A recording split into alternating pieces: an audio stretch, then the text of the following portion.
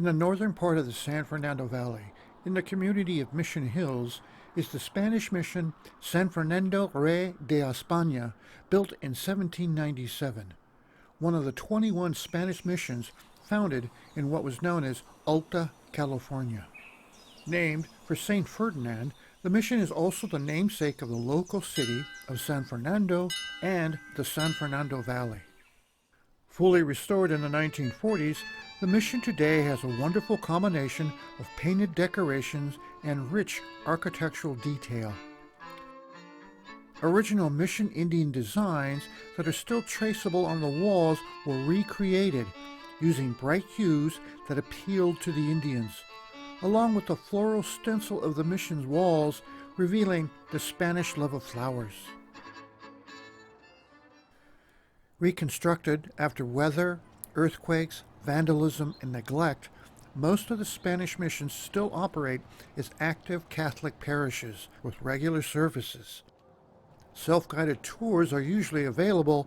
Hours and fees may vary. It was an effort to claim the northern coast of the American continent for the Spanish crown, which led the Portola expedition from Baja, Mexico, north to explore and search for areas to colonize.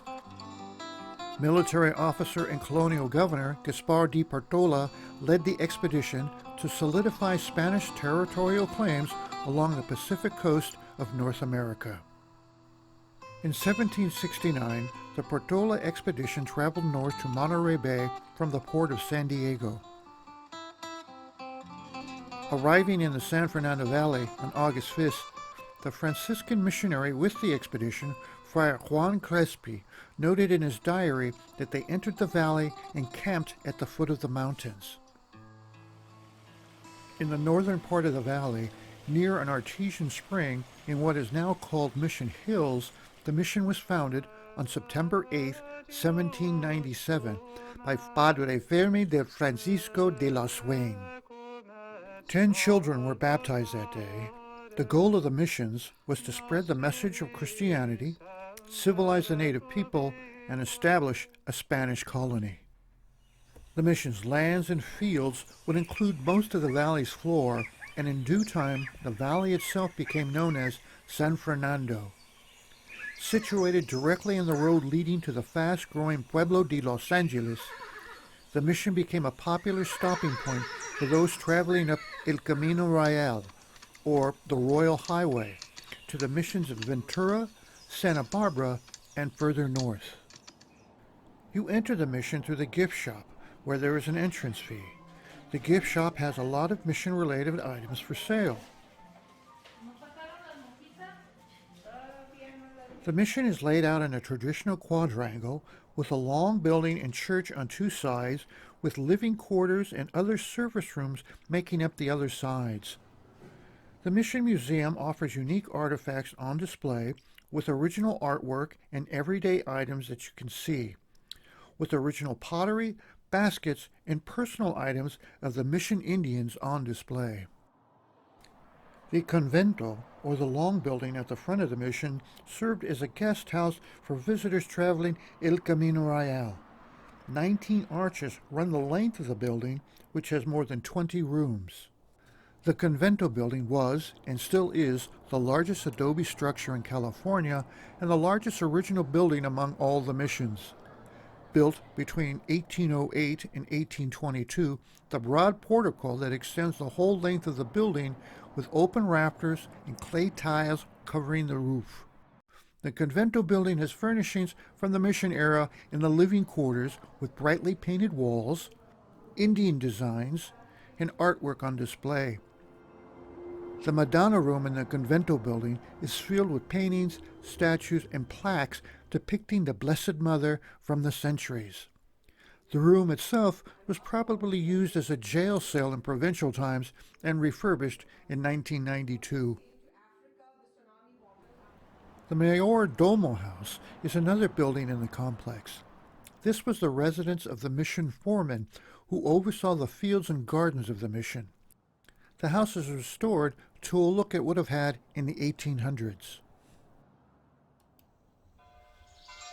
By 1804, almost 1,000 Indians lived at the mission San Fernando.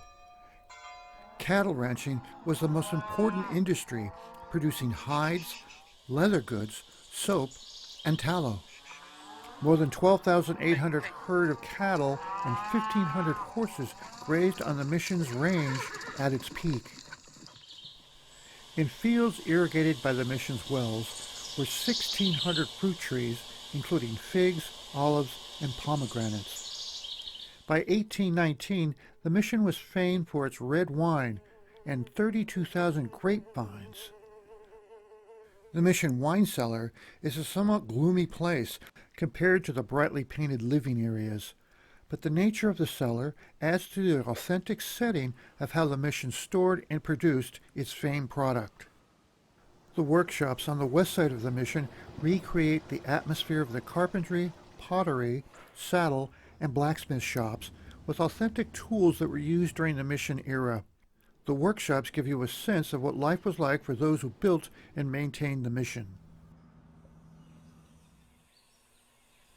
The garden outside the main chapel near the spring, there's a statue of Padre Francisco de los Swain, who founded the mission. On the south side of the church, there is a statue of Padre Junipino Serra. These two men are the founders of most of the California missions. The main chapel of the church is a replica of how it looked as it did during the height of the mission era in the 1800s. 7-foot thick walls of the church are painted in bright colors by the mission Indians. Above the altar is a hand-carved statue of the mission's patron saint, a gift from the Spanish king 300 years ago. As you exit the back of the chapel, you can walk into the Bob Hope Memorial Garden and visit the comedian's final resting place. It seems a bit out of place in this historical location, but is it a beautiful location to visit. Brand Park, located across from the mission, features the old soap works and the original mission fountain. Trees and plants surround the park where bullfights were once held. All the missions in California are interesting to visit. They were a time capsule from long ago and the seeds from which the state of California has sprouted from. The missions are a cultural wellspring of the names, places, and culture that is so much a part of Los Angeles and the state today. A destination well worth a visit to understand the history of California.